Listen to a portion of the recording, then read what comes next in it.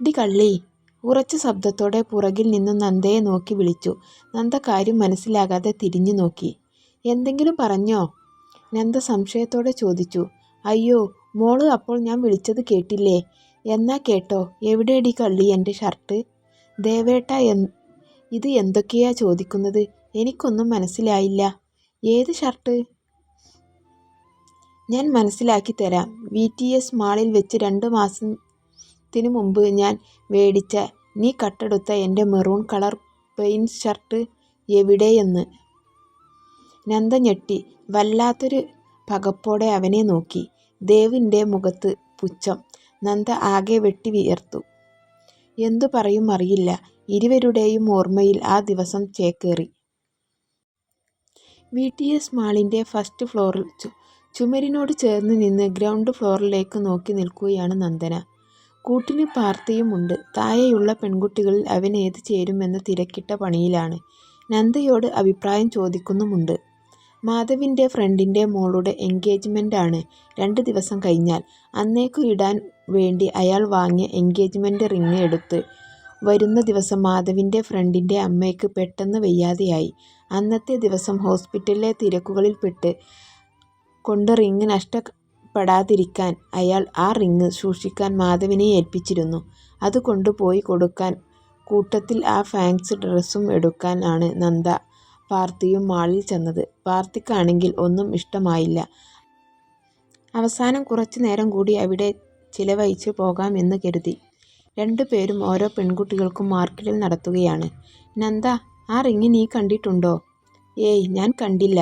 അച്ഛൻ തന്നു. ഞാൻ അതുപോലെ ബാഗിലിട്ടു. എന്നാൽ നീ അതൊന്ന് എടുത്തേ. എന്തിനാ? എടി പൊട്ടി, നീ അത് തുറന്നു പോലും നോക്കിയില്ലേ? നിനക്കെന്താ ഉറപ്പ് അതിൽ റിങ്ങുണ്ട് എന്ന്? എൻ്റെ അച്ഛനാ തന്നത്. എന്നാലും ഒന്ന് തുറന്നു നോക്ക്. അവിടെ എത്തിയിട്ട് ഇല്ലെങ്കിലോ നാണം കെടില്ലേ? പാർത്തിയുടെ നിർബന്ധത്തിൽ വാങ്ങി നന്ദ ബാഗിൽ നിന്നും റിങ് ബോക്സിനെടുത്തു. പ്ലാറ്റിനത്തിൻ്റെ 2 കല്ല് പതിച്ച സിമ്പിൾ റിങ്. വാവ് പാർത്തി, നല്ല ഭംഗിയുണ്ടല്ലേ? നീ അതൊന്ന് ഇട്ട് നോക്ക്. അത് വേണോ? അച്ഛൻ അറിഞ്ഞാൽ കൊല്ലും നമ്മളെ. വല്യച്ഛൻ ഒന്നും അറിയാൻ പോകുന്നില്ല. നീ ഇട്ട് നോക്ക്. നന്ദ ഒരു നിമിഷം ഒന്ന് ചിന്തിച്ച് മോതിരം ബോക്സിൽ നിന്ന് എടുത്ത് മോതിര വിരലിൽ അണിഞ്ഞു. നല്ല ഭംഗിയുണ്ട്. അവൾ അതിലേക്ക് തന്നെ നോക്കി ആസ്വദിച്ചു. പാർത്തി, എൻ്റെ കയ്യിലേക്ക് നല്ല ഭംഗിയുണ്ടല്ലേ? ഉണ്ട്, പക്ഷേ അത് മോളത് അല്ല. വേഗം ഊരി ആ ബോക്സിലിട്ടോ. വല്യച്ഛൻ അറിഞ്ഞാൽ. അയ്യോ, എനിക്ക് ഓർത്തിട്ട് തന്നെ പേടിയാകുന്നു. ഡാ ദുഷ്ട, നീ പറഞ്ഞല്ലേ ഞാൻ ഇത് ഇട്ടത്? അല്ലെങ്കിൽ എന്നെ പറഞ്ഞാൽ മതി. നിന്റെ വാക്ക് കേട്ട് ഇട്ടതിന്. ഞാൻ ചുമ്മാ ഒന്ന് കാണാൻ. നിന്റെ അച്ഛൻ്റെ കയ്യിൽ ഏൽപ്പിച്ചതല്ലേ? അതിന് മാത്രം എന്താ എന്ന് അറിയാൻ ഒരു തോര. നീ അത് എടുത്തു വെക്ക്, നമുക്ക് പോകാം. അവൾ സമ്മതം മൂളി. മോതിരം ഊരി. പക്ഷേ അത് കയ്യിൽ നിന്നും എഴുതി താഴേക്ക് വീണു. അയ്യോ! അവൾ തല ഏന്തി ഗ്രൗണ്ടിൽ ഫ്ലോറിലേക്ക് വീഴാൻ തുടങ്ങിയതും മോതിരം നോക്കി. കൂടെ വെപ്രാളപ്പെട്ട് കൊണ്ട് പാർത്തിയും. ഇതേ സമയം ഷോപ്പിങ്ങിന് വന്നതായിരുന്നു ദേവ്. ഗ്രൗണ്ട് ഫ്ലോറിലൂടെ നടന്ന് അവൻ്റെ കവറിലേക്ക് നന്ദനയുടെ കയ്യിൽ നിന്നും വൈദ്യ മോതിരം ചെന്ന് വീണത്. അവനാണെങ്കിൽ അതൊന്നും അറിയാതെ മുന്നോട്ട് നടന്നു. നന്ദ തലയിൽ കൈവച്ച് ആ കാഴ്ച കണ്ട് പാർത്തിയും ദയനീയമായി നോക്കി. ഇനി എന്തു ചെയ്യും? അയ്യോ, അച്ഛൻ എന്നെ ഇന്ന് കൊല്ലും. വേഗം വാ. പാർവതി അവളുടെ കൈത്തണ്ടയിൽ പിടിച്ചുകൊണ്ട് പറഞ്ഞു. എവിടേക്കാ? അത് എടുക്കാൻ എന്നും പറഞ്ഞ് എക്സലേറ്ററിൻ്റെ അടുത്തേക്ക് ഓടി. അതിലെ ഓരോ സ്റ്റെപ്പും വേഗത്തിൽ ഇറങ്ങി ദേവന് കണ്ട സ്ഥലത്തേക്ക് ഓടി. എൻട്രൻസ് കടന്ന് പുറത്ത് കടക്കാൻ ഇനി അല്പം ദൂരമുള്ളൂ. പാർത്തി കഴിയുന്നതും വേഗത്തിൽ നന്ദനയെ കൂട്ടി ഓടി. പക്ഷേ എതിരെ വന്ന ഒരു പെൺകുട്ടിയുടെ ദേഹത്ത് തട്ടി. ആ കുട്ടി പാർത്തിയെ പിടിച്ചു വെച്ചു. ദേഷ്യപ്പെടാൻ തുടങ്ങി. മലയാളത്തിലും ഇംഗ്ലീഷിലും എന്തൊക്കെയോ.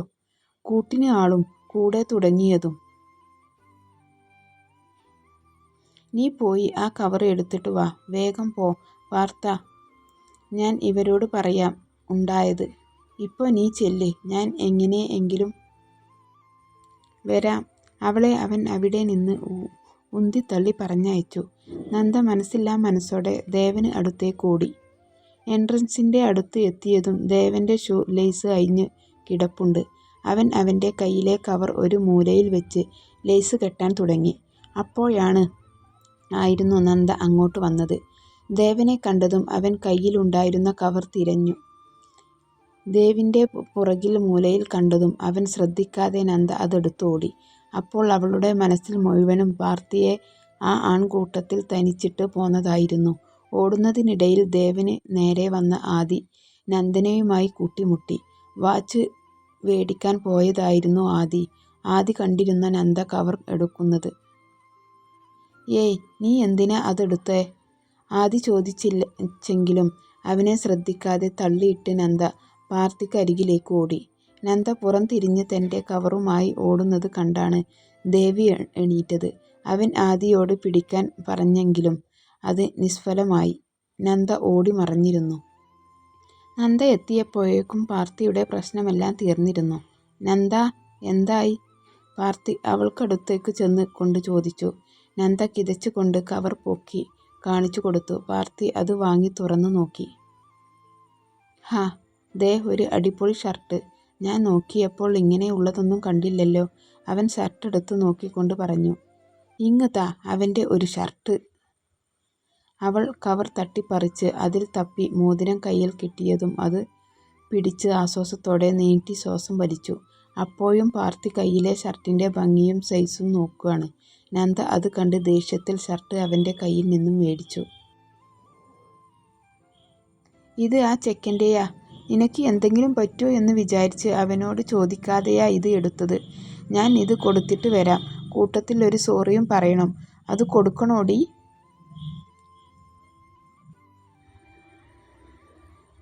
"വേണം," നന്ദന കടുപ്പിച്ചു പറഞ്ഞു.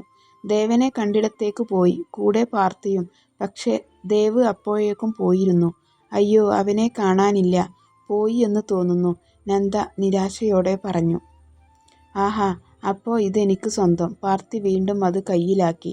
നന്ദ അവനെ തുറിപ്പിച്ചു നോക്കി. അത് തിരികെ തട്ടിപ്പറിച്ച് വേടിച്ചു. "വേണേ സ്വന്തം പൈസക്ക് വേടിച്ചോ. ഇത് ഞാൻ തരൂല.